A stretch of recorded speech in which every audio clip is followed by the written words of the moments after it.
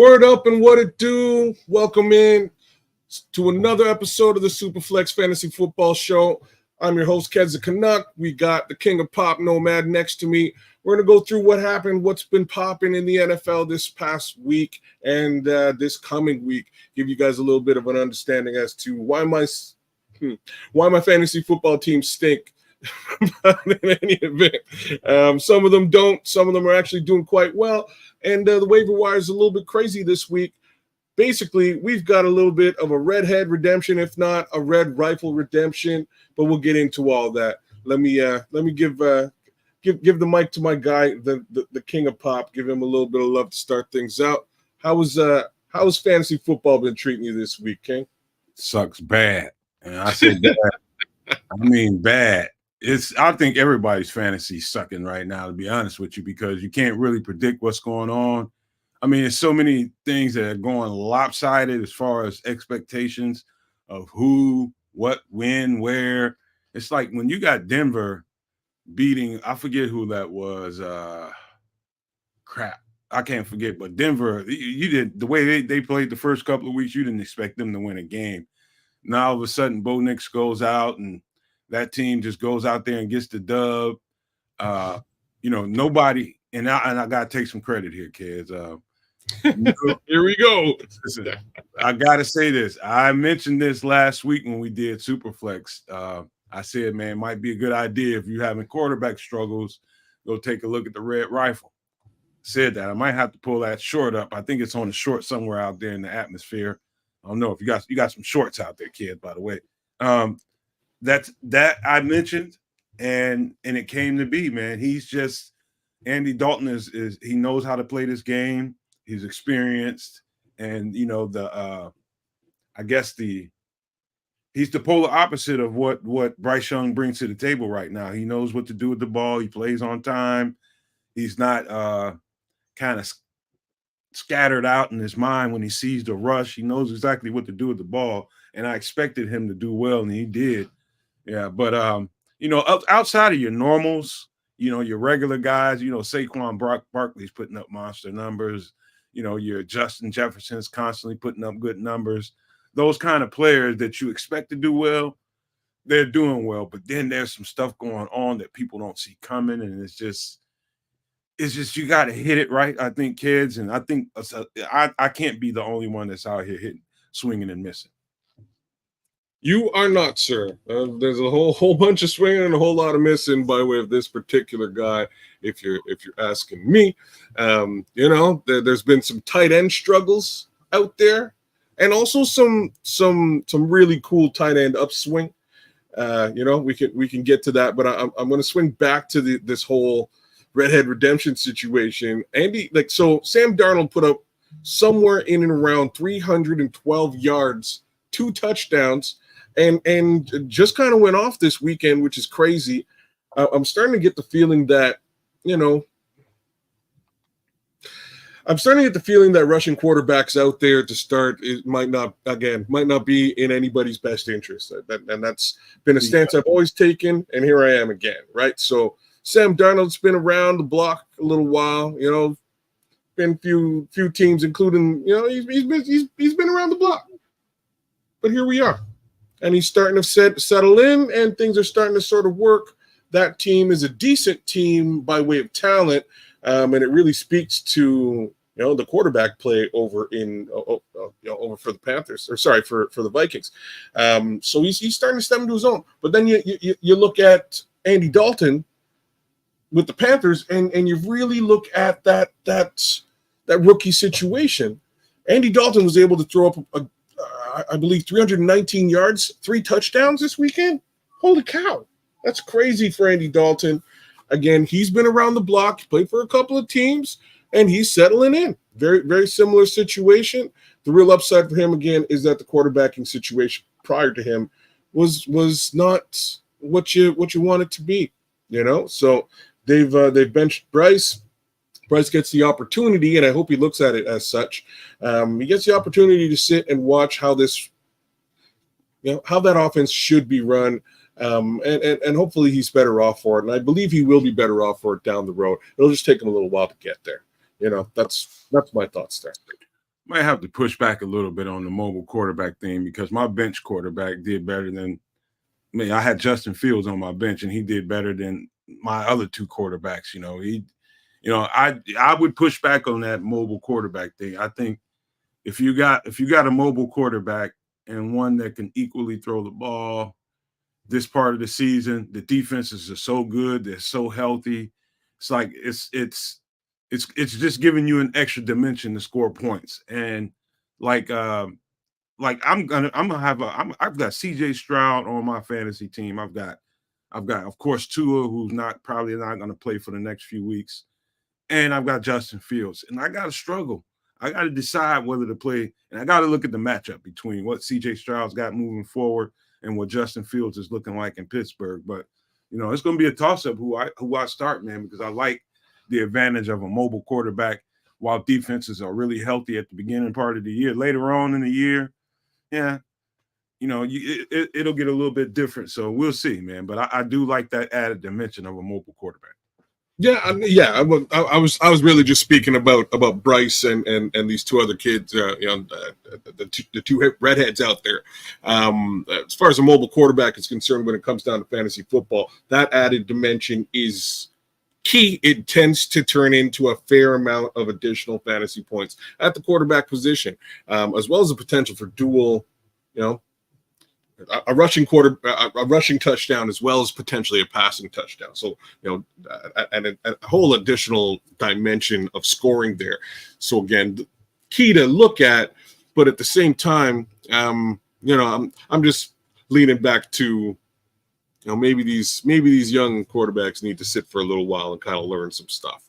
But since you brought Justin Fields up, another fantastic week for Justin Fields, right? Doing big things over there in Steeler land.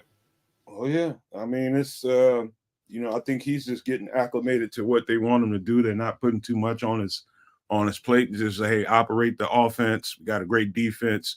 We're gonna run this ball, and when you get your opportunity, take some shots.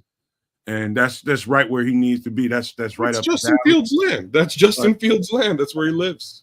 Right. That's right up his alley, and he's taking full advantage of it, man. And next thing you know, you're looking over on the sidelines, and what's his name? Russell Wilson. He's already a small quarterback, but he's just shrinking over there. I'm watching him on the sidelines. It's like a cartoon. I'm just watching him get smaller and smaller and smaller on the sidelines. He's gonna have a hard time getting back in there, man. Well, he screwed up, man. It's about that simple. It's got nothing to do with talent. Don't get me wrong. Not a darn thing to do with talent. Just simple timing, right? He got hurt at the wrongest possible time with his replacement breathing down his neck and already brought in, right? So, not the best time to be dealing with any level of injury for Russell Wilson, but is what it is. There are always quarterback hungry teams in the NFL, and Russell Wilson, for the most part, is a gift, right? So it would likely be some level of draft capital being traded to bring him onto another squad, which is great for where the Pittsburgh Steelers sit, especially given the fact that they're 3-0 right now and threatening that division. But hey, shout out to Justin Fields. Well done. By the way, for anybody in the SuperFlex Fantasy League that's interested in Justin Fields, I might field a few offers, man, because I need another solid running back. So if you got some running back depth on your team and you're a good politician, you might be able to sell me some snake oil. I'm just saying. Well, you won't be getting any snake oil salesman action from this guy. I've got two solid quarterbacks, one being Joey B. Joe Burrow put it down there last night, even in a loss. So I'm all right with that. But I kind of want to speak to that as well because, hey, let me stop just running my mouth and start sharing a little bit of stuff with you guys. While we're talking about quarterbacks, a couple things I did want to mention, man. I had in my head, I think Jaden Daniels might be a good option for some people. Number one. That's where I'm going, brother. That's exactly where I'm going from that game. Number two, do you remember the Bears podcast that we did when we were talking about upcoming, up this season, and we were talking about quarterbacks and how I was telling you that Trevor Lawrence is kind of a boom or bust. You expect to see some ascension, but I was never going to be surprised if he regressed. And I think he's clearly regressed. If you ever wanted to find that out, all you got to do is go look at the comments on ESPN. Their head coaches, he's got everything on the table, including the quarterback. I'm talking about changes. They're 0-3 now, and they're expected to be a playoff team. Everything's on the table. There's no reason for things like that, right? You definitely want better play from a Trevor Lawrence. He's not on this this short list of trending up by way of quarterbacks. That's for sure. Looks like he's trending in the opposite direction.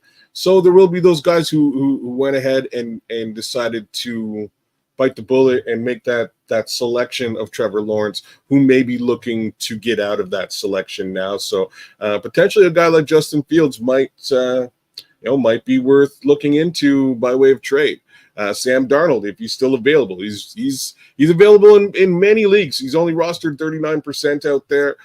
By all means, take a look at him, bring him through. Jaden Daniels most definitely is rostered, like for the most part, 87% rostered out there in the world versus again a Justin Fields at 27%. There may be some help for you out there. More help. Andy Dalton at 7% rostered. You could go ahead and bring him onto your squad and allow him to cook because I think the Carolina Panthers have a pretty decent wide receiving core. It was really more of a question of the young man getting up to NFL speed. Really, that's really what it was. It's taken him a little bit of time to do so. But Andy's been able to step in and get things going. So that's a great place for him to be. And again, very available for many folks out there.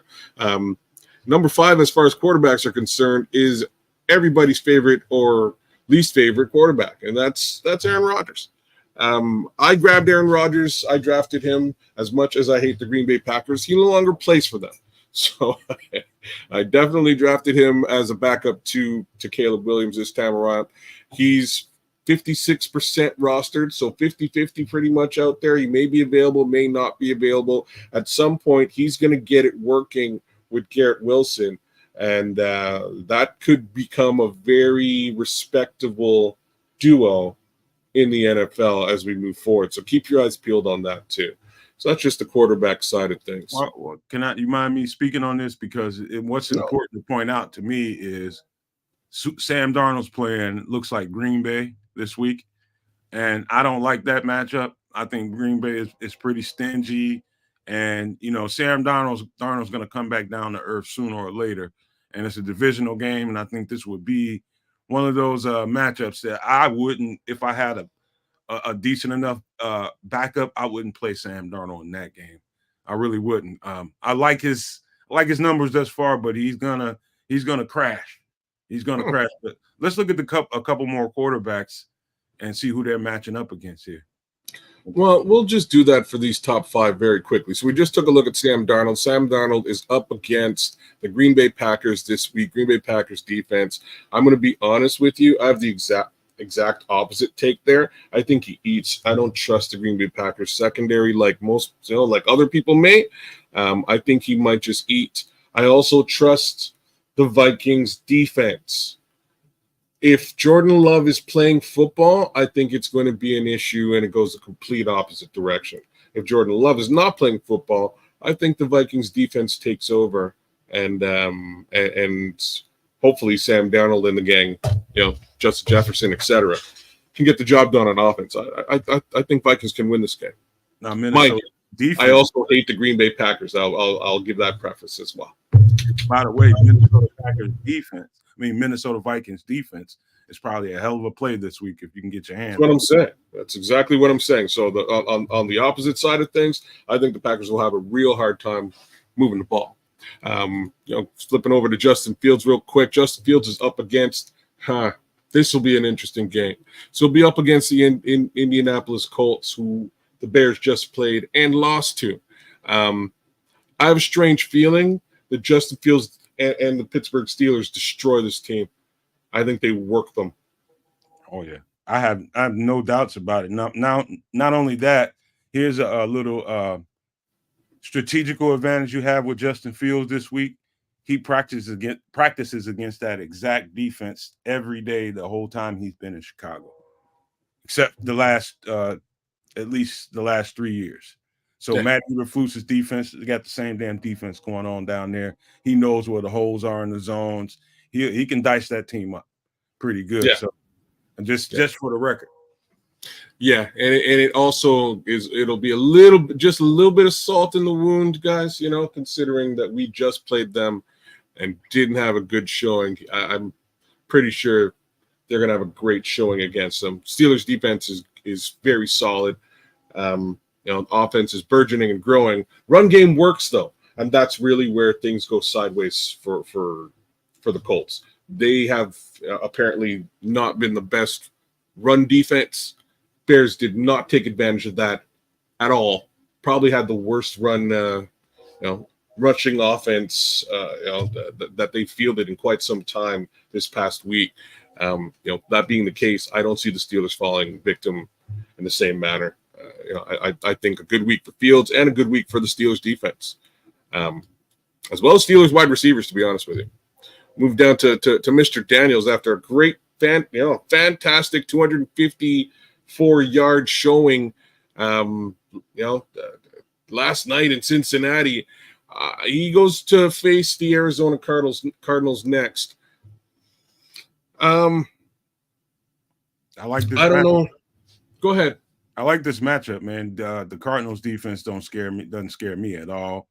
I think this team has got some magic juice going on. They've got a lot of energy. If you saw that game the other night, then you could see it was pretty clear. Some stuff you can feel through the TV, and they've got something going on. They've got some energy, and when teams are like that, they get that little stride. And you got a young quarterback, and he's giving that team some extra juice.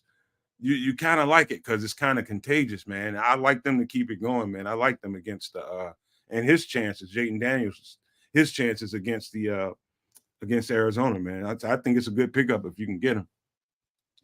I don't know. Wow. Yeah. Good luck. You know what I mean? He's very 87% rostered. If Jaden Daniels is floating around available on your waiver wire, by all means, get him immediately. Run over your neighbor to get him if the need be. Tell him I told you to do it.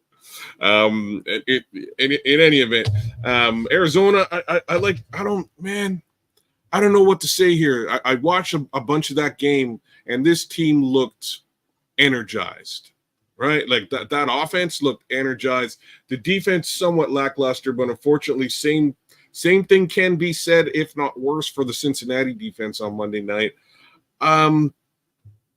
I don't have great things to say about the Arizona defense. I'll be real about that. But I think their offense is really starting to come together as well. Kyler Murray's been playing fantastic. I'm actually rostering and starting Kyler Murray on one of my fantasy squads. He's doing very well. Marvin Harrison Jr. is starting to step into his own. Fantastic wide receiver core over there, including the tight end, who probably should be talked about a little bit here today, perhaps a little bit later on. But I don't, man.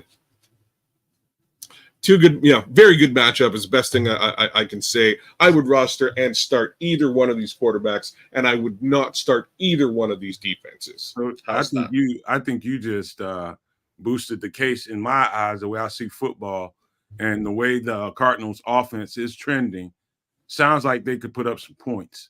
And then in turn, what does the Commanders have to do? Also put up points. And so you could be looking at a high scoring affair. And I agree. So think about that nuance as well. Yeah, dodge those defenses, y'all. Just basically that's what that translates into. Do not start either one of those defenses in week 4. And that's the Arizona Cardinals and the Washington Commanders. Moving forward, Andy Dalton, again, fantastic showing this week. 319 by way of passing yards, 3 touchdowns. Great story for Andy Dalton on the comeback trail as per normal. He faces that Cincinnati defense we just talked about a moment ago. I'm going to say very straight and easily the Cincinnati defense, although it didn't look fantastic on Monday, it's still it's still a Super Bowl caliber defensive roster. It is. I don't think that these Panthers have any of that kind of steam. They just don't. So defensively, by all means, start Cincinnati this week. Dodge the Panthers defense like the plague. But I will say there's Jaden Daniels was moving the ball. Like, he was moving the ball pretty easily against this defense. So I have a strange feeling that Andy Dalton does not take a huge step back this week. Part of what was happening against the Cincinnati Bengals was on the ground. Austin Eckler had a pretty good game. Brian Robinson had a pretty good game. Both those guys put up really decent fantasy numbers, which I'm sure we'll get to at some point.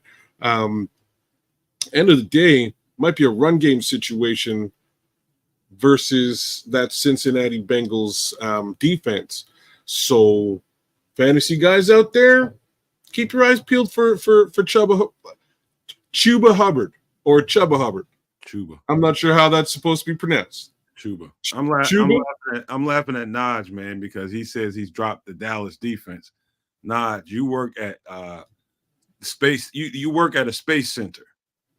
You dropped that thing and went the wrong way, Dallas defense. What you should have done was got some rope, some kind of duct tape, and tied that defense to the next rocket heading out to space, and put the Dallas Cowboys defense on there and let it blast off, because that defense is horrible this year. I mean, horrible, man. It's bad. You drop them, they're still too close to you. It might attach to you like one of those little sticker bugs, like when you go out in the forest or something. But man, that's a bad defense, Naj. Hey, Naj, let me know what round you drafted that Dallas defense, please, in our fantasy draft. I bet you got them pretty high up, because they were touted. They were very, very highly touted going into this season, and things haven't shown very well. Like, to be honest with you, like even me saying that, some of these defenses are putting up ridiculous fantasy numbers right now. It's a little bit crazy out there. So, this is part and parcel as to why I'm sort of leaning towards whether you should or should not stream certain defenses. I don't know what you do with Cincinnati this week. If it was me, I wouldn't, like, man, I don't know. Defense? Yeah, I'll be frank. Even against these Panthers, after watching them this past week, they're very susceptible to the run. Very susceptible to the run. They're missing BJ Hill, I think. Yeah, you're probably right there. He's the engine that makes all that shit go. Like, once that run game became a problem, it just opened up the passing game, and Jaden Daniels started to eat lunch.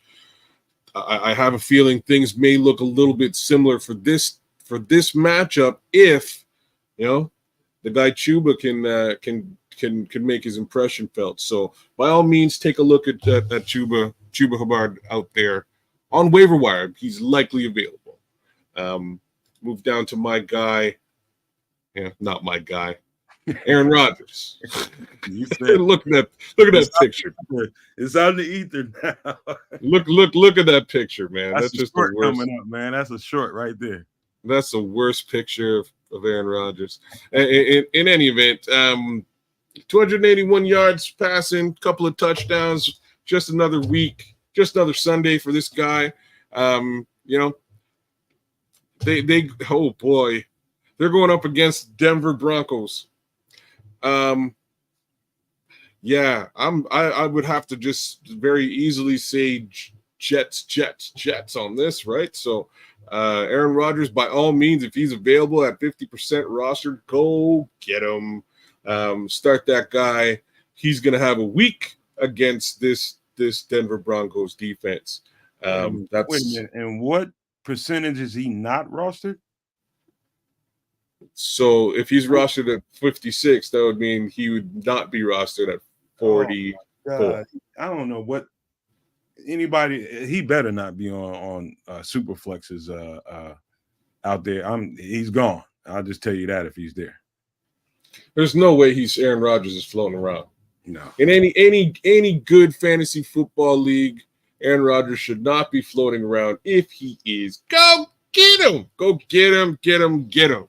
You should already have him. I have him. I'm just saying, go get him. It's definitely a week. It's definitely a week where you start Aaron Rodgers. To be quite frank with you, now that I'm looking at these matchups here, I'm probably going to start Aaron Rodgers over Caleb Williams this week because, there we are.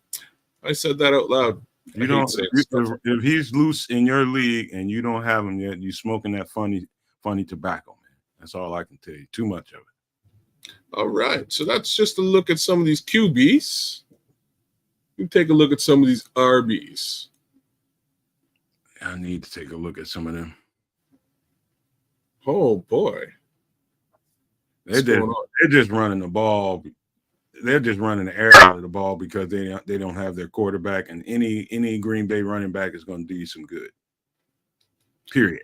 Against who are they playing this week again? Minnesota. Minnesota in division this week. You might be able to get some runs against them, but I know that the quarterback is going to get demolished back there because that's just Flores is just killing people with those blitzes. Yeah, so that's going to be an interesting game to watch. They're just going to run the ball like crazy. So you're right, man. Emmanuel Wilson, it kind of explains why he's where he is in this list as far as available players is concerned. Again, big shout out to sleeper.com for these stats and what I'm pulling up here. 7% rostered out there, 1% started for Emmanuel Wilson, running back, Green Bay Packers. I can see that working. Yeah, he would be a relatively large get this week. We'll move away from that situation and on to Roschon Johnson, Chicago Bears. I don't really want to talk about this one, but we're going to. Fact of the matter is, DeAndre Swift ain't getting it done. It's at least not in fantasy land, That being said, they've been throwing Roschon Johnson out there and giving him the opportunity to tote the rock much more frequently, and it is paying off, at least for Roschon Johnson and or Roschon Johnson fantasy football owners. Those of you who don't have him, which is probably a fair amount, considering rostered, he's only rostered in 7% of leagues. I mean, he's 93% of leagues out there. It's got a Roschon Johnson floating around on waiver wire waiting for you. By all means, grab him. I think there's going to be a bit of an emphasis or re-emphasis from the Chicago Bears to start to run the ball north-south more frequently. And if that's the case, I see Roschon Johnson picking up a fair more touches, which in any PPR league like SuperFlex out there is worth its weight in gold. So by all means, keep your eyes peeled for Roschon Johnson and a little bit more work for the young Chicago Bears running back. Bears are facing the Los Angeles Rams this week. Yikes. Rams are hurting. Cooper Kupp's his situation has been extended. I believe he's already been ruled out for the week. I don't believe Puka Nacua is back just yet. Mind you, that did not stop the Rams from rallying and beating the San Francisco 49ers this past week. So, we'll put it like this. If the Bears can't run the ball on the Rams, they lose. Simple. If the Bears can run the ball on the Rams, it'll be a good football game. Defensively, they may be able to take this thing. So I would start Bears defense by hook or by crook. Roschon Johnson's not a crazy start here because I think they really need to run that ball and get the Rams defense looking at the Bears. If they're looking at that run game, that's 8 man in the box, then potentially that'll open up the passing game for Caleb Williams, and the receiving team, the receiving core will become a bigger threat. I am going to say one thing about the Bears receiving core before we step off this. If Keenan Allen returns to the field this week, this could, it could be a good week for Caleb Williams as well. I think that may be the secret sauce that's been missing. The special ingredient that's been missing for the Bears offense over these past 3 weeks. So keep your eyes peeled and ears to the ground, y'all. If you don't mind, I'll speak to this because I'm going to look at this from a macro and then I'm going to go micro with what I need to say. Number one, if from a defensive standpoint, I'm talking about how the game can play out. And when you're talking about, how many times a running back can get the ball. See, Matthew Stafford, if Matt Eberflus and that defensive strategy he's been playing the last few weeks holds up and he goes out there with the same mindset, Matthew Stafford is one of the best quarterbacks in this league. He's top 2, 3. However you want to label him, however you want to rank him, however you want to. But he will dice the Bears up. I don't care what receivers out there. He will dice the Bears up, and they will be able to put up points. He just got through beating the 49ers, who's got let's just say, a really good defense as well. Just dice them up. The same thing's going to happen this week if Matt Eberflus comes out with a flat defense, that flat base 4-3 defense in zones. He knows where all the holes are. He will eat and dice that team up. Now that's where you get into trouble because now you're going to get into a pass throwing game. And how many real opportunities will running back have if Caleb Williams is trying to play from behind and keep up with Matthew Stafford and score points? So when you look at it, that's the micro view. When you get down to it, how many touches is one of these backs going to have? And plus, you just don't know which one of these guys are going to get the bulk of the carries.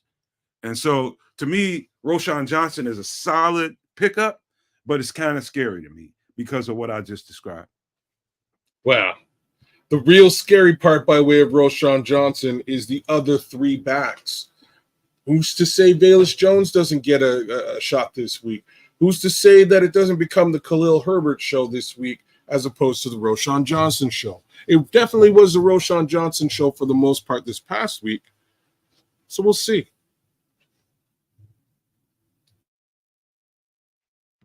Kedz froze up on me for a second. Can you hear me, Kedz? I can hear you, yeah. Okay, you're just out of view with your camera.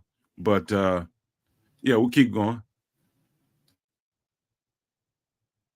You there? Oh, I'm here.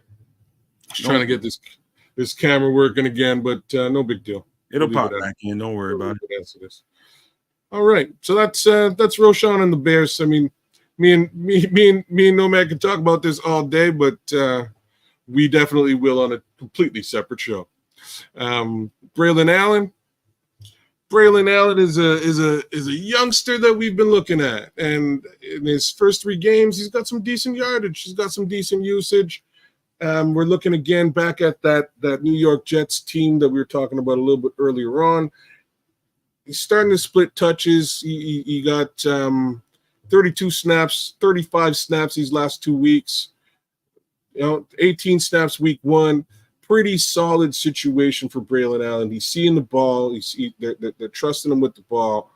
That being the case, he is still behind Breece Hall. If anything happens there, you got yourself a great handcuff if you have a Breece Hall. As far as rostered goes, he's 46% rostered out there. Not a lot of Braylon Allen floating around in the wind, but if you can find him, by all means, pick him up, especially if you happen to have Breece Hall. That'll be a safety net for you down the road. As we talked a little bit earlier on, the Jets are playing against the Denver Broncos. So we'll move quickly over to Bucky Irving.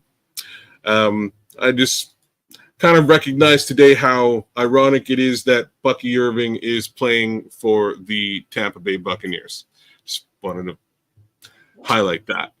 In any event, I've watched a fair amount of Bucky Irving film. I wanted Chicago to maybe take a flyer on Bucky Irving later in the draft. He's the type of guy who can really, really run the ball in between the tackles.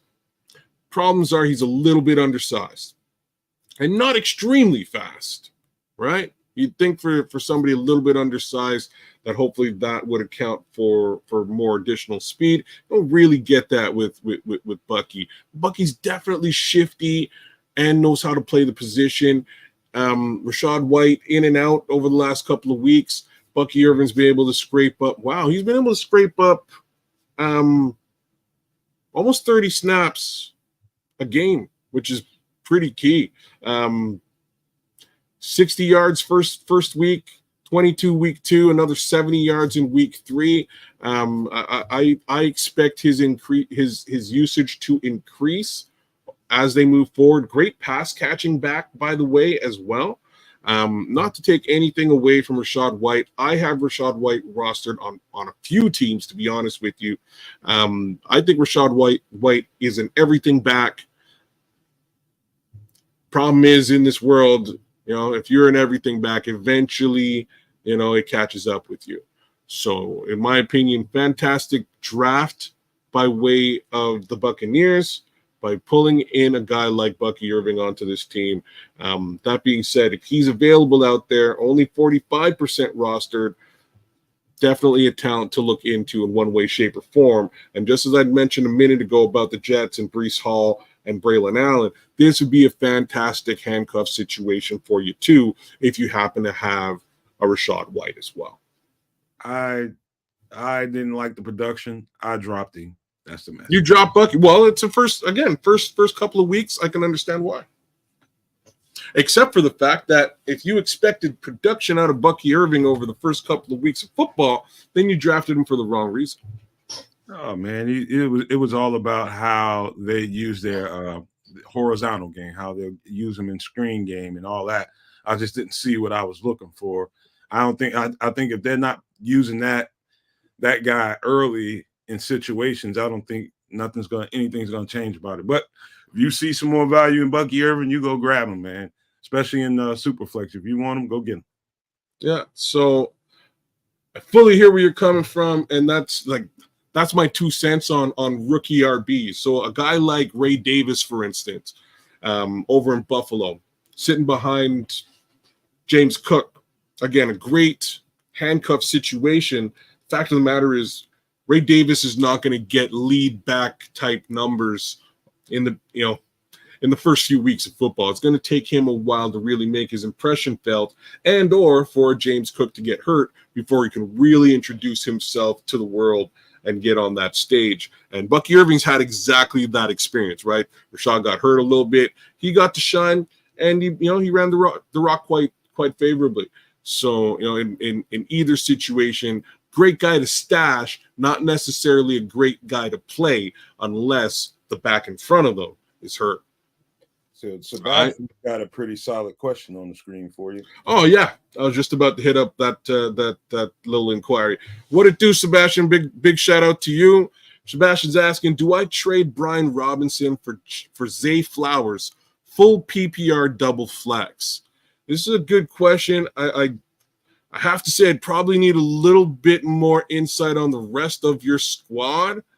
If it was me, nope. The answer is are you hurting at the wide receiver position, Sebastian? Is really the question. Are you hurting at the wide receiver position? Because I can see nothing but run for Brian Robinson. He's going to continue to get run. They love him over there. They let Antonio Gibson walk, even though they drafted him over Brian Robinson, which is very strange. It's a bit of a weird situation. Let him go. Kept him on the squad, and if I don't know, man. He's got Marvin Harrison Jr., Tariq. Jeez Louise. Yeah, bro, don't do this. So here's Sebastian's squad: Marvin Harrison Jr., Tariq Hill, Devontae Adams, and starting Ridley at flex. Calvin Ridley, that Why is. he feels like that is because he knows Tua's not there to get Tyreek Hill the ball, and he's missing those numbers, is what I'm guessing he's feeling. Yeah, no, I still wouldn't do it. He has the only reason why this might be a question is if, let's say, Marvin Harrison, Devontae Adams, and Calvin Ridley have similar bye weeks, right? Like if they all have the same bye week, you're cooked.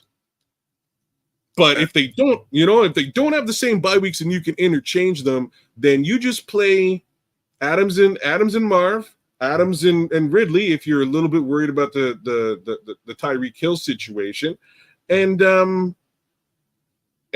then you play Brian Robinson at flex. No, I don't know. If Joe Mixon, I'd strongly. He's got Dobbins and Mixon as his other running backs. Right. So that's why if Mixon wasn't nicked up right about now, he's hurt right now. Status is. I'd strongly entertain that. That's just my opinion, Sebastian. Well, Mixon is hurt. Yeah, by all means, I still wouldn't. Because Mixon is hurting, I still wouldn't trade the Brian Robinson for Zay Flower. You know what I would do with that squad though, Sebastian? Like you've got Tariq, man. You got that's a ridiculous squad. I don't even know how you could have possibly drafted that. I might entertain a Tyreek Hill trade if that's really the worry. Entertain a Tyreek Hill trade for a high production player, whether it's wide receiver or running back. Just given your team, I would look to do that because again, I think his stock is on the downturn, and I'm saying this as a Tyreek Hill owner. And as far as trade is concerned, I think just about anybody might take a flyer on a downswing with Tyreek Hill. Kids, if you don't mind, I'd like to tackle this next question first, if you don't mind. I'll read it out for you, and by all means. So this is coming in from Josh. How do you guys feel about Travis Etienne the rest of the season? His stock seems a little low right now. Wondering if I should hold or try to offload for someone else while he still has value. Josh, I think I have the perfect answer for you right now. Number one, go to ESPN.com and read the story on. I think they have an article about the Jags, and they were talking to the head coach. And I'm gonna give you, I'm gonna quote word for word what he said. No, I'm gonna paraphrase it because I can't give you the exact quote because I'm not looking at it. And he basically said everything was on the table, and the question was asked about the quarterback, the offense, and he said everything. That means coaching. That means the scheme and how we're calling it. The truth is, if you can get something for ATN right now, I believe he's a big reason why they're not really flowing right now because he's not getting what he needs to get on the ground. And they might go with the backup running back. I can't remember that guy down there right off the top of my head. But Josh, if I were you, just go to that article first and read that quote yourself and see how you discern what you just read. I read it like every single one of the quarterback, his job's on the line. ATN's job is up for grabs as well.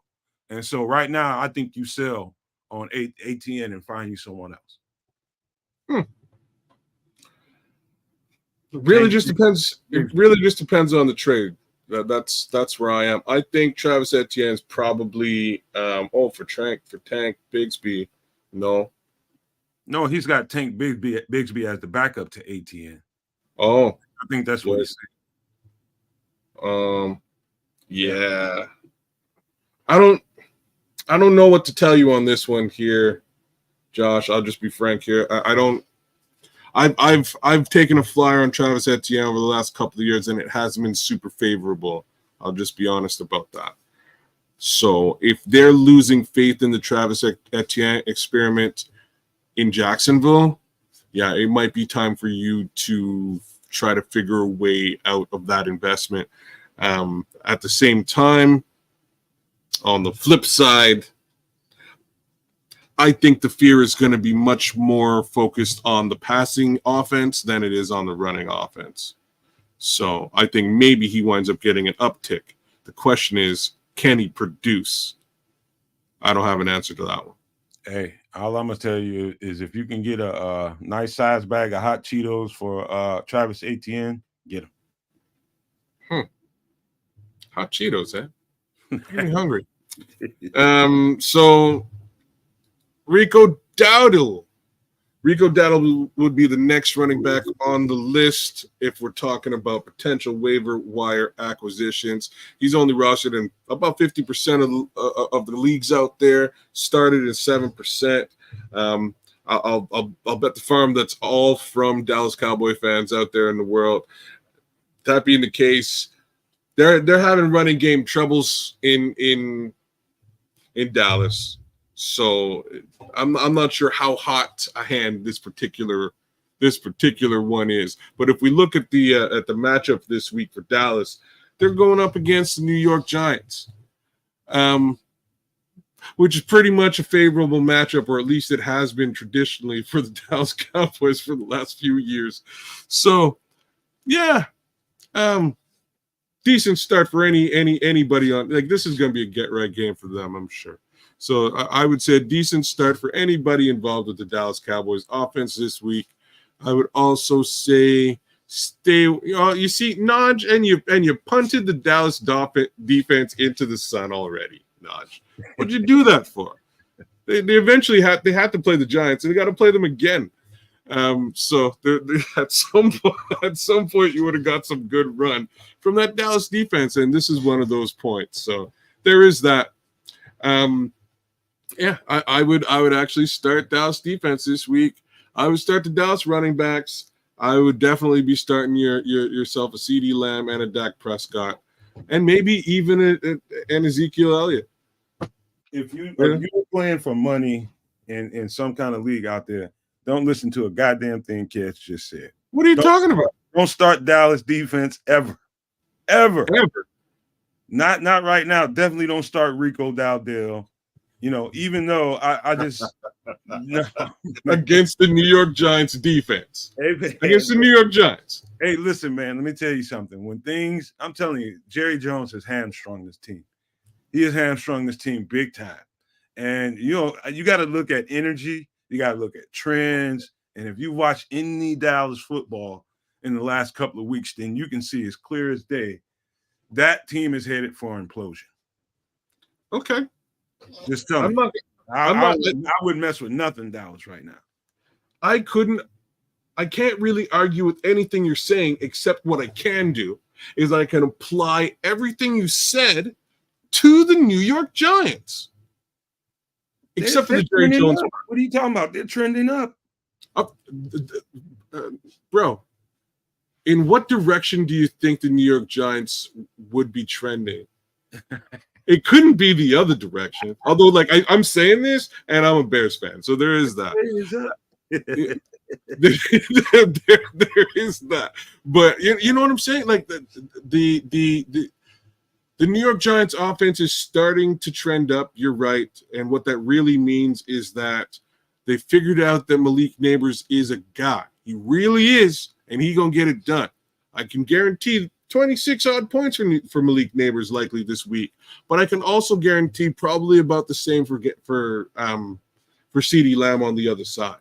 I don't think this squad has what it takes to really contend in that division, and I'm talking about the New York Giants at this point. So what makes matters worse is it's divisional, and those divisional matchups are personal. They stink, as you're well aware. So in this scenario, I'm sorry. I don't see anything good coming out of New York. I think the Dallas Cowboys get a little bit of get back retribution this week, and then they go back to doing all the stuff you just mentioned the following week. Kedz, you can have me down on a strap to a table with buckles and everything the CIA has to offer, and you still couldn't melt Dallas Cowboys nothing on me. Promise. All right. How bad they are right now. Okay. All right. CeeDee Lamb's still putting up great numbers for me, by the way. So he's not worth it. CD. Say what? CeeDee Lamb's about the only thing. I wouldn't even start Dak because he taketh, he giveth, and he taketh away. I'll just put it to you like that. Well, all right. There's the king of pop on the Dallas Cowboys. Such is life. All right, so we pretty much hit up the running back situation. Let's take a look at some of the available wide receivers out there. Basically, out of the woodwork came Juwan Jennings. Greg Jennings. Sorry, I had to do it. Put the team on his back, though. So Juwan Jennings came out of nowhere, put the team on his back, though. That's basically what happened. Christian McCaffrey's out. I believe Deebo Samuel also went out. So somebody had to do it. Oh, so did George Kittle. George Kittle also went out. Somebody had to do it. This guy is lucky. Yeah. I did not. Neither one of us suggested to even take a look at this guy. But mind you, we also didn't realize that George Kittle would be out this particular weekend, which really just meant, where do you throw the football? Oh, just throw it to that guy. Kids, they're down the entire big three. That's Kittle, that's what's his name, Debo, and Christian. Bro, and they traded the fourth one. So, like, here we are, Juwan Jennings. And somehow it worked out. Brock Purdy made a thing out of it. Unfortunately, it wasn't thing enough to win them the football game. But 56, holy jumping, 56 fantasy football points this past week. 3 touchdowns, 175 receiving yards for Juwan Jennings. Now, do I think that's a stat line that we can utilize to, to project into the future? Yes. Can I put ice on that cake?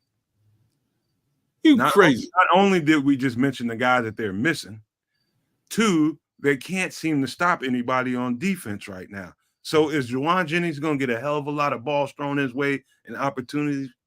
Yeah. So am I going to prognosticate another 50-point? No, but he's going to put up some good damn numbers. I promise you, because they can't stop anybody on defense, and they're going to have to score to win games. I cannot argue with that. I can argue with the 56 points. I don't think you'll ever see anything that looks remotely close to that again. I think this was a bit of an anomaly. Reason being, at some point, the rest of that big three you mentioned are going to start to filter back onto the football field, and that just equals reduced snaps, reduced touches. So, as a for instance, 5 targets week 1, 4 targets week 2, 12 targets week 3, 11 receptions on those 3 in week 3, 85% snap count week 3 versus 49 or 54 in weeks 1 and 2. So, right, like as soon as George Kittle gets back on the field, those numbers start to dwindle. As soon as Debo Samuel gets back on the field, those numbers will start only to when Debo gets back. Oh, well, you could say George Kittle too, but right, as long as those 2 are out, trust and believe me, there'll be shading coverage towards Brandon Ayuk, and this dude's going to get a lot of balls thrown his way. Give me a second here because I just want to verify some. Okay, cool. All right, so we back. So that's Juwan Jennings. Crush it this week. Another guy, everybody's favorite guy, our guy, Darnell Mooney, out there putting up numbers. Been a couple of slow weeks over in Atlanta. They're trying to feel stuff out, but the upside is I think they've got a pretty respectable wide receiver core, and our guy Darnell Mooney is a part of it. And he may prove to be the better part of it. 14 fantasy football points this past week, 17 the week before in week 2. As far as receiving yardage is concerned, 88 yards in week 2 with a touchdown, 66 week 3, no touchdown. Definitely worth a look out there if Darnell Mooney is floating around waiver wire in week 4 in your division, in your league. As far as rostered is concerned, basically we're looking at a 44% rostering of Darnell Mooney out there. Started in 14% of leagues. He's pretty available, it looks like. So if you can find him, if you need him, he's out there. Andrei Iosivas. I may have butchered this, but that's the only time I'm going to ever pronounce it. I don't trust this. Wow, these are really good numbers. Okay, let me back up. So, got to remember, T. Higgins just got back this week. I was just gonna say, like, these are good numbers in absence of T. Higgins. If T. Higgins is back, what's weird is his numbers actually went up. Yeah, he's good. Those targets will go down. I think the targets they have to go down.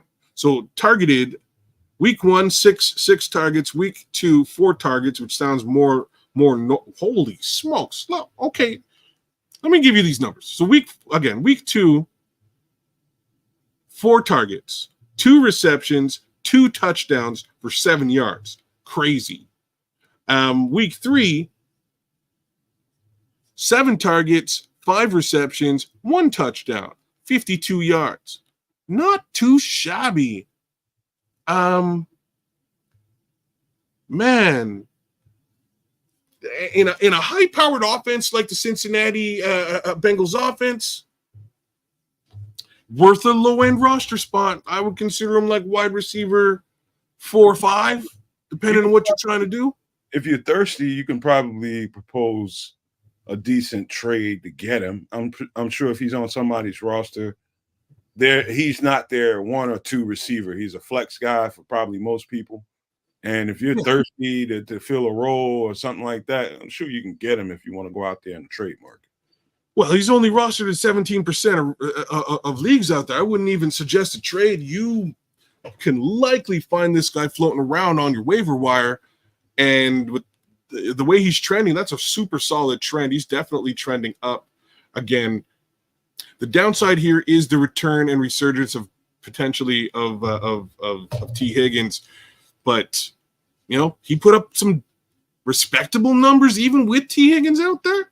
So keep your eyes peeled. Yeah, that's because they ended up in a shootout and they didn't expect to be in one. I didn't know that we were doing this with real names now. So we got Lil Jordan Humphrey. I didn't realize that this was like something that was being done. Hey man, somebody needs to spank the shit out of him for that, man. Come on. Well, man. like at some point he was gonna grow up. You know what I mean? It just can't just be your name. Come on, man. I'm so sick of black stereotypes, man. And he just helped that shit. He just put some kerosene on it and lit the match. But like he's full grown now. I'm just saying. Lil Jordan Humphrey. Come on, man. Denver Broncos. Jordan. What you doing to us, Jordan? That's funny stuff. Man. You can't even blame him. You gotta blame his, you gotta blame his parents. You gotta blame the folks, man. Lil Jordan Humphrey. Shot. Everybody. This is a whole different show. So last couple of weeks, he played Pittsburgh Steelers, 77% of the snaps, 5 targets, 4 receptions, 50 yards, pretty decent numbers. Week 3 against the Tampa Bay Buccaneers, 74% of the snaps, 8 targets, 6 receptions, 37 yards. Pulled in just about 9 fantasy points week on week. Decent, semi-respectable, going up against a New York Jets team that has a pretty stout defense. This particular week, I would probably lean more towards playing Lil Jon's music as opposed to playing Lil Jordan Humphreys as a wide receiver on my fantasy football. Can I give you a little bit of caution and nuance? Why would he be attractive? Number one, you got rookie quarterback. That is the reason why. Like they're an anomaly. Nobody knows what this thing can be other than bad.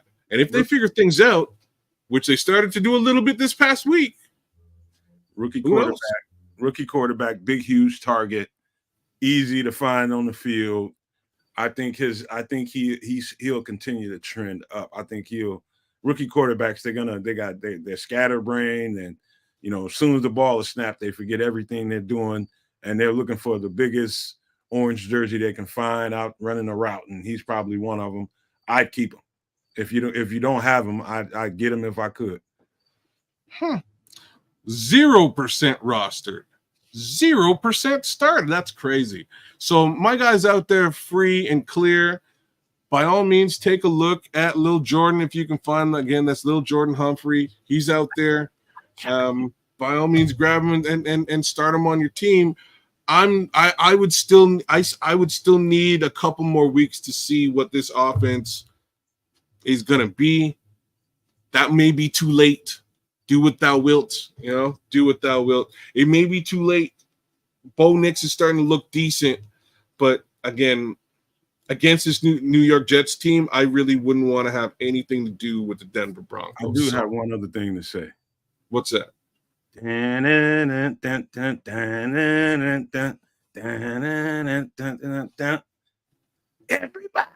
Everybody. And here we are. There we go. Little Jordan. You know, I have one last thing to say. I'm just saying, Little Jordan is 6'4", man. That's a fail though. Hey man, Ain't I nobody. just want to know what Big Jordan looked like. Big Jordan 6'8". That's a big bastard, whoever he is. Big Jordan 6'8". Man. Deontay Johnson. So we did talk a little bit about that Panthers team. We talked about Andy Dalton. We talked about Bryce Young being benched. Deontay Johnson's pretty decent, right? Coming from a Pittsburgh Steelers team, moving over here, and the unfortunate realities was here he is. He's playing with a rookie again, and he's kind of got to wait for the rookie to get acclimated. But surprise, surprise, you know, the Panthers decided to change and flip the script. And here we have Andy Dalton starting. And Andy Dalton is a veteran QB that, you know, he's seen defenses. He knows offensive schemes. And, you know, he actually has a pretty decent wide receiver core. One of those wide receivers is the guy we're talking about here. Great pickup for the next couple of weeks if you can get him. If he's available, and that's really the question, 74% rostered out there. Like Deontay Johnson is one of them guys that most folks would have scooped up as their WR2 or 3, more likely 3 or 4. But if he's available, get him. 31% started. People are using him. But, you know, I see good things for this wide receiver core over the course of the next couple of weeks. I don't know who the focus is going to be. My guess is Deontay Johnson, but don't forget Adam Thielen is over there. And he's quietly put up 1,000 yards plus his entire career. Like Adam Thielen's not a joke. I think he just went on IR. Oh, did he really? I think it's, if you take a look at ESPN.com, I think it might be something that said he was put on. He got hurt. That's cool. If Adam Thielen is hurt, then that opens up the floodgates for more targets to Deontay Johnson. It also opens up the floodgates to more targets for Xavier Legette. I'm not sure how. I don't believe Xavier Legette is getting a lot of snaps as yet. But in the absence of an Adam Thielen, you may be looking at Xavier Legette and his potential breakout. So we'll leave things there as far as Deontay Johnson is concerned. But again, a solid get. Here's another one, and this is actually a really good one. Calvin Austin. Calvin Austin is a really good wide receiver, y'all. He just hasn't really had the opportunity to put it together in the right place. And things are starting to click in Pittsburgh. Defense is working. Quarterback is starting to figure it out. Running backs are getting the job done. Both of them. You know, George Pickens is the guy. People know about it. They're going to start to shade coverage over to George, which leaves somebody else to get the job done. And the reality is that somebody's name is Calvin Austin. So keep your eyes peeled. Only rostered in 2% of leagues out there, started in 1% of leagues. By all means, take a flyer on Calvin Austin. I think he might be surprisingly a great pickup moving forward. Steelers are up against the Colts this week. I don't think the Colts secondary is that fantastic. I think these guys can probably eat. So I would take a flyer if if he's out there on a Calvin Austin this week and get some of that, of these 19 points he's putting up, 19 fantasy points he's putting up here. He's doing quite well. All right. So we'll move on to, you know what?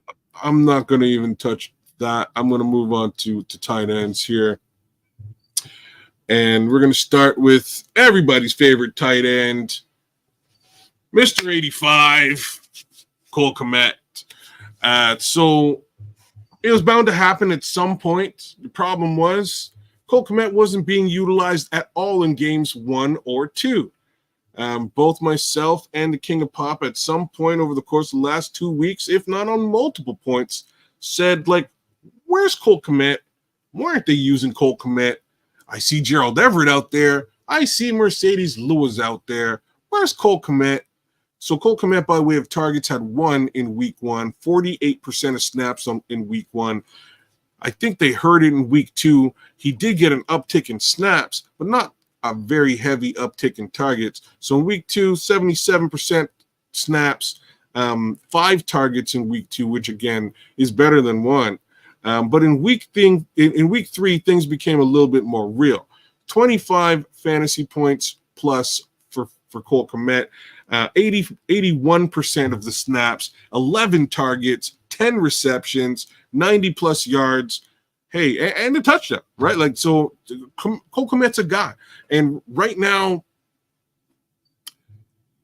Mark Andrews is being a little bit iffy. I think he's been injured on and off this season, and Travis Kelce hasn't been performing like a Travis Kelce. Neither is Sam Laporta. So part of my strategy this season was actually to ensure that I grabbed one of those 3 tight ends early. Part of my draft strategy. And in multiple leagues, I was able to secure Travis Kelce. I was able to secure Sam Laporta. I'm trying to think if there's a league where I didn't get a Kelce and a Laporta, and I don't believe that there is. Now, that being the case, even with Kelce and Laporta, I'm kind of hurting and reeling. So a guy like a Cole Kmet might be a fantastic flyer from somebody like me to take, given that I made the investment in those higher end tight ends, and they really haven't been producing so far. Other guys to look at in that vein, Brock Wright, because somehow Sam Laporta ain't getting it done. He's hurt. Well, there's that factor. There's one reason. There's one reason. If Sam Laporta's hurt, Brock Wright may be a good look. Rostered absolutely nowhere. 0% rostered, 0% started. Let's be real. Jared Goff does like to traditionally use a tight end. So keep your eyes peeled there. Zach Ertz is starting to be utilized quite a bit more in Washington. We saw a little bit of that there last night, but it's been happening for the past couple of weeks. There's a really solid trend here with Zach Ertz. 4 targets from during weeks 1 and 2, 5 targets in week 3. Just really a difference in yak yardage after that. 62 yards in week 2, 38 yards in week 3. Hey, not a bad look if you're hurting by way of tight end. Zach Ertz, Washington Commanders. Tyler Conklin's another good look. Again, traditionally, Aaron Rodgers does like to use the tight end position as well as an outlet. First couple of weeks didn't seem to work out for anybody in New Jersey, but week 3. He got 6 targets, 5 receptions on the 6, 90 plus yards. Turned out to be a 14 fantasy point day for Tyler Conklin. He's only rostered in 15% of leagues out there. Only started by about 4% of fantasy football players. Decent look, worth a flyer. Mike Gesicki's out there. Mike Gesicki has always been he's always a tight end name. Rostered in 46% of leagues, like that doesn't surprise me. Started in 25% of leagues, again, not very surprising to me. He's a quality tight end. Keep your eyes peeled for a Mike Gesicki if he's available. He's been trending. You know what? He's been trending up since week 2. 16 points in week 2. A little bit of a dip this past week, but again, that Cincinnati offense just didn't quite get it done on Monday night, but I expect them to turn things around in some capacity against the Carolina Panthers. So by all means, if you're looking for a tight end and Mike Gesicki is available, go get him. I think that does it for tight ends for me. I wouldn't want to push you guys towards any of those guys. We've done all those. Trending down. Just looking at some stuff here. I'm just going to whip through this. Vegas Raiders defense trending downward. Tampa Bay Bucks defense trending downward. Demarcus Robinson also trending downward, which is a little bit odd given the wide receiver situation over in Los Angeles with the Rams. Cam Akers trending downward. Strange. That really just means that Joe Mixon is less hurt than it may appear. Donta Foreman trending downward. That's terrible because personally I was hoping that he would work his way into that starting role over in Cleveland. Doesn't look like it's happening. Very doubtful. Anything else that I wanted to touch on here? Hunter Henry trending downward. I don't believe that. I would go get Hunter Henry anyways. I don't think there's much to talk about by way of offense in New England besides Ramondre Stevenson, Antonio Gibson, and Hunter Henry. So, I mean, if you have any one of those guys, odds are they should put up whatever fantasy numbers are happening for the New England Patriots right now.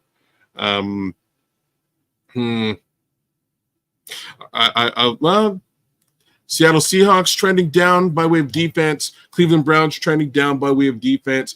I don't agree with this one either. Keon Coleman trending down. I think Keon Coleman had a pretty decent night. 9-point night against Jacksonville. Probably could have been better with a touchdown incorporated. Only 25 yards receiving, one receiving target, and 1 reception, 1 touchdown for Keon. I think they'll start to use Keon Coleman a fair amount more. I think it's probably just a little bit early into his tenure as a Buffalo Bill before you can really start to start him. But looky here, he started in 24% of leagues out there and rostered just about everywhere, 80%. But I personally, although this is telling me differently, I think he's trending upward. It's just not quite the time yet. Where else did I want to go with today's conversation? So we've touched on just about everything. Yeah, I think we touched it. Yeah, I think I touched on just about everything. Other guys I did want to bring up today, Quentin Johnson a little bit. He had a pretty good week this week. He's starting to trend up, in my opinion. If he's available, by all means, take a look at him, grab him if he's out there. I think that once they figure it out, he will emerge to be the number 1 wide receiver for the Chargers. So again, keep your eyes peeled there. Other things, Cameron Dicker. Cameron Dicker's been pretty consistent, making all his field goals, extra points. He's putting up a lot of numbers for the Chargers. So again, if he's not rostered, by all means, grab a Cameron Dicker. Similar things by way of Brandon Aubrey for kicking for the Cowboys, as well as Matt Gay kicking for the Colts. As far as Matt Gay is concerned, the Colts are having a hard time getting into the end zone. So, Matt Gay's out there just crushing it as far as field goals is concerned. Definitely worth a look. And Brandon Aubrey, the reality there's, Cowboys are struggling a little bit. He's seeing a lot more action, but that was kind of to be expected. He's automatic as far as being a kicker is concerned. And to that degree, he's probably rostered just about everywhere as well. So, I think we just about covered everything for this week. I want to give a little bit of love to those who gave us some love here today and decided to come through and represent with us. Big shout out to my guy, King Booker World, as per normal. Shout out to Reconnix BXB. What's goody, brother? What's goody? Shout out to Ant Moss, super flexer. I love that. We've also got the Naj out there, super flexer. Black Rain 7920. Thanks for representing Black Rain as per normal. Always appreciate your support. Sebastian, thanks for your question. Appreciate it. Big shout outs to you. Shout outs to Josh. Shout outs to my guy, the King of Pop, for representing with me. And to Deuce One Effects. Other shout outs to my guy, Aldo Gondia at the Bar Room and to the Bar Room League. It's fun playing fantasy football with you guys. That Jamar Chase and Joe Burrow handcuff is starting to come into play. Outside of that, big shout out to my guy J2K. Thanks for the designs. Always appreciative. Always love. That being said, we're about to sign things off here, guys. So I appreciate all the love, all the support. And this has been another episode of the SuperFlex Fantasy Football Show, guys. We're out.